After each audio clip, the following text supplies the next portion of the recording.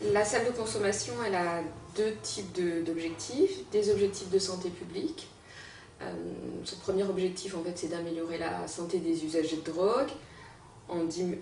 Les salles, en tout cas, ont montré à l'étranger qu'elles avaient permis de diminuer les overdoses et de limiter les pratiques à risque, c'est-à-dire le partage du matériel d'injection, de la seringue en particulier, et puis du petit matériel d'injection, ce qui, à terme, permet d'avoir un impact sur la diminution de la transmission de maladies infectieuses comme le VIH et l'hépatite C. Donc ça, c'est l'objectif de santé publique.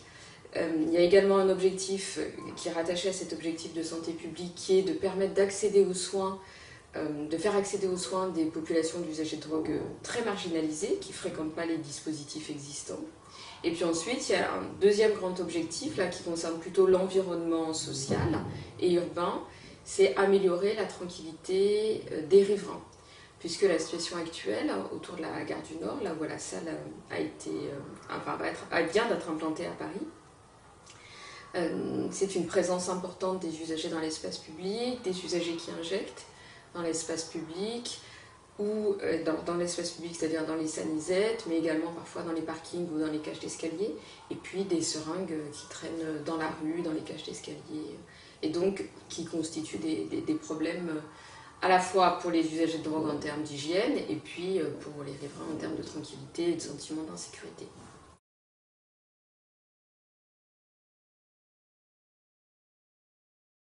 Cette salle, elle se fait à Paris et à Strasbourg dans le cadre d'une expérimentation de 6 ans. Donc la MILDECA, la mission interministérielle de lutte contre les conduites addictives, souhaite évaluer donc, ce dispositif sur les 6 ans d'expérimentation. Et donc elle a souhaité mettre en place deux types d'évaluation.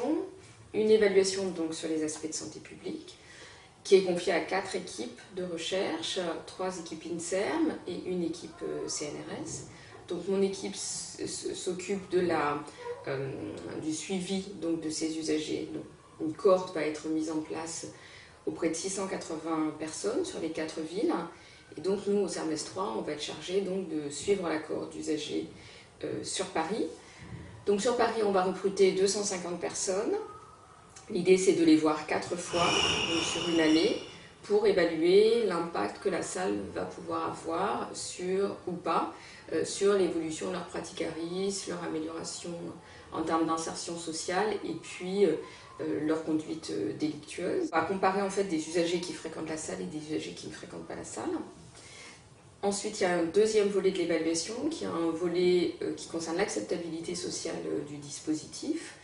Et là, donc, c'est une recherche sociologique où je vais interroger, j'ai déjà démarré, une centaine de personnes qui sont des riverains, des acteurs associatifs, les usagers de drogue eux-mêmes, des forces de police et des représentants de la justice, des représentants de la mairie du 10e, différents acteurs politiques, pour voir si leur perception de la salle et leur perception de l'environnement autour de la salle a évolué avant la mise en place de la salle et après la mise en place de la salle.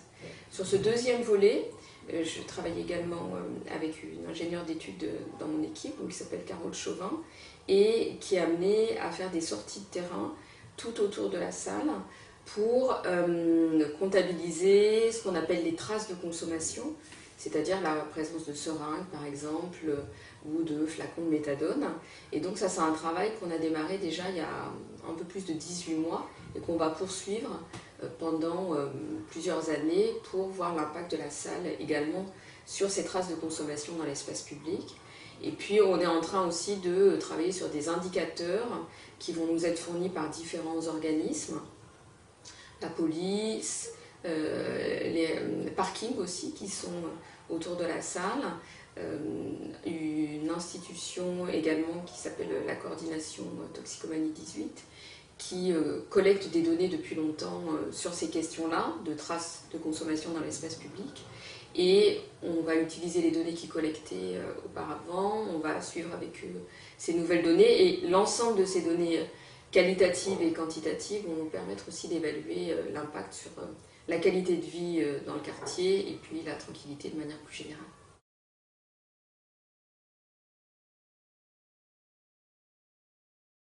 Alors, comme je l'ai évoqué tout à l'heure, l'objectif de la salle, c'est d'améliorer la santé des usagers de drogue, mais il y a un autre objectif qui est important, c'est la réinsertion sociale. Donc les professionnels qui vont intervenir dans cette salle représentent ces différents aspects. Donc il y aura un médecin, des infirmiers, des assistants sociaux, et des éducateurs et des personnes qui vont être amenées à faire de la prévention. Donc l'objectif, c'est que les personnes puissent tout d'abord réaliser leurs injections dans des conditions d'hygiène satisfaisantes. Donc un usager va rentrer dans la salle, il va montrer son produit aux professionnels qui se trouvent à l'entrée. Ensuite, il va devoir se laver les mains, rentrer dans la salle, pouvoir faire son injection. Il pourra également bénéficier avec du matériel propre, stérile, qui va donc du matériel stérile qui va lui être remis par les professionnels. Et puis ensuite, au sein de la salle, il pourra aussi, s'il le souhaite, bénéficier d'un accompagnement à l'injection, c'est-à-dire de conseils pour injecter en limitant au maximum les risques. Ensuite, il y aura une salle de repos dans laquelle les usagers peuvent prendre un petit peu de temps. Et puis, c'est à cette occasion-là aussi qu'ils peuvent, s'ils le souhaitent, engager des démarches sociales pour l'accès au logement, puisque c'est une population qui est extrêmement précaire, ou pour engager différents types de démarches d'ordre social pour faire des papiers. Et il y aura également des activités d'ordre artistique qui seront proposées également dans la salle. Et puis enfin, le dernier élément, qui est un élément là d'ordre plus collectif, c'est que chaque jour, des maraudes seront effectuées autour de la salle par les professionnels pour aller collecter le matériel qui pourrait avoir été laissé dans l'espace public et pour améliorer donc cette situation. Et des usagers pourront participer à cette collecte pour améliorer donc la tranquillité dans l'espace public autour de la salle.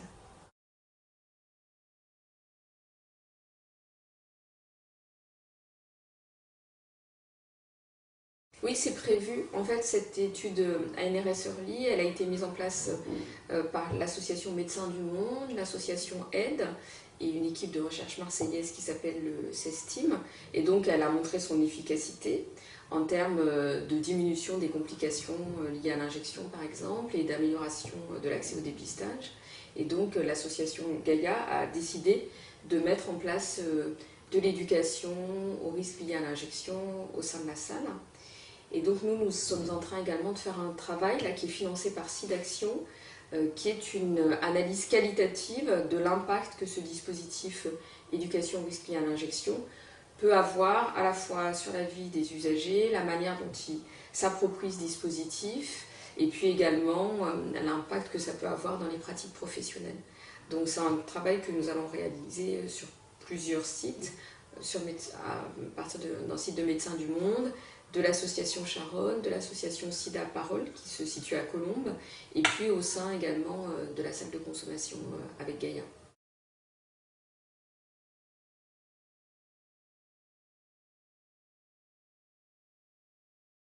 Alors ce qu'on observe entre les deux éditions de Coquelicot, vous avez raison, c'est une diminution globale donc de la prévalence de l'hépatite C, mais c'est quand on s'intéresse à la population, les chiffres que vous venez de mentionner, de 60 à 44%, c'est quand on s'intéresse à la population globale de Coquelicot, et cette population globale, c'est une population qui a injecté ou sniffé au moins une fois au cours de la vie.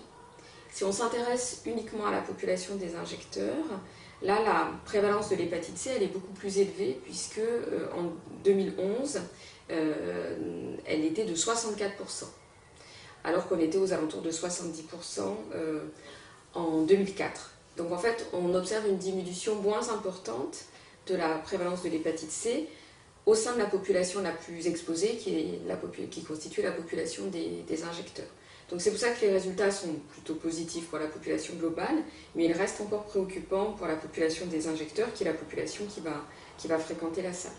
Et puis il y a un autre résultat qui est préoccupant dans le cadre de Coquelicot, c'est que quand on s'intéresse à cette population et qu'on regarde les différentes classes d'âge, on observe des pratiques d'injection qui sont relativement peu élevées chez les usagers de drogue les plus âgés, mais par contre, c'est-à-dire ceux qui sont âgés de plus de 40 ans, alors que chez les usagers de drogue les plus jeunes, aux alentours d'une trentaine d'années, là on a une proportion d'injecteurs qui est beaucoup plus importante.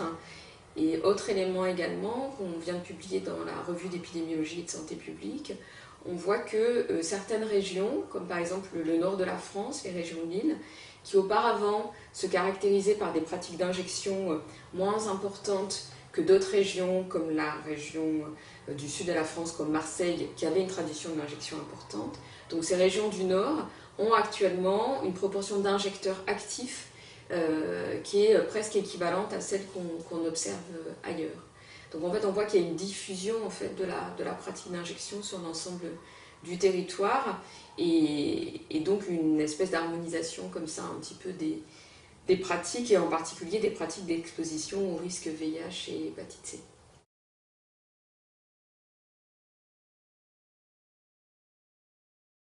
C'est l'association Gaïa qui va le faire au sein de la salle de consommation qui sera mise en place à Paris. À Strasbourg, c'est l'association ITAC qui va s'occuper de la salle. Donc ces deux associations d'ailleurs sont issues de Médecins du Monde, qui a toujours été une association très active sur ces questions de réduction des risques. Ils ont mis en place donc, les premiers programmes d'échange de seringues, les premiers programmes d'accès à la méthadone bas seuil dans le cadre de BUS, et puis MDM est aussi l'association qui a mis en place l'éducation à l'injection, donc Early dont on parlait tout à l'heure. Et ce qu'on voit, c'est que dans les pays dans lesquels ces salles ont été expérimentées, on a observé une diminution des pratiques à risque et des pratiques de partage de matériel d'injection. Et la Suisse et les Pays-Bas, par exemple, ont aujourd'hui une incidence de l'hépatite C qui est quasi nulle, ce qui permet de montrer en fait que des pays qui proposent un arsenal très diversifié de mesures de réduction des risques, en incluant de la salle de consommation, ont des résultats qui sont meilleurs que la France. Donc on peut espérer obtenir les mêmes types de résultats en France, mais ça c'est l'évaluation qui permettra de voir si on observe une amélioration de la situation en France comme on a pu l'observer dans la dizaine de pays qui a mis en place ces salles de consommation dans le monde. Actuellement, on a près d'une centaine de salles qui existent dans le monde, la plupart en Europe. Il y a également une salle en Australie et puis une salle au Canada à Vancouver. Et le pays qui est le mieux doté en salles, c'est le Pays-Bas qui a près d'une trentaine de salles.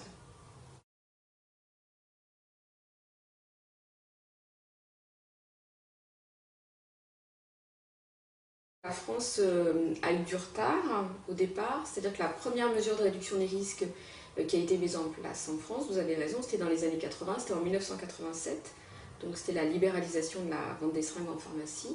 Mais il a fallu attendre plusieurs années entre la découverte du VIH et le fait que le VIH pouvait se transmettre par le biais du partage de seringues, et puis la décision ministérielle, donc par Michel Barzac, de mettre en place ces seringues. Donc aux Pays-Bas, par exemple, dès les années 70, il y avait des distributions de seringues qui se faisaient avant même l'arrivée du VIH pour lutter contre l'hépatite B. Donc en France, on a un pays donc, qui s'est caractérisé d'abord par un retard dans la mise en place des mesures de réduction des risques. 1987 les seringues, 1995 donc les traitements de substitution aux opiacés, qui sont la deuxième mesure un peu emblématique de réduction des risques. Donc là encore, un retard très important de la France par rapport aux autres pays européens.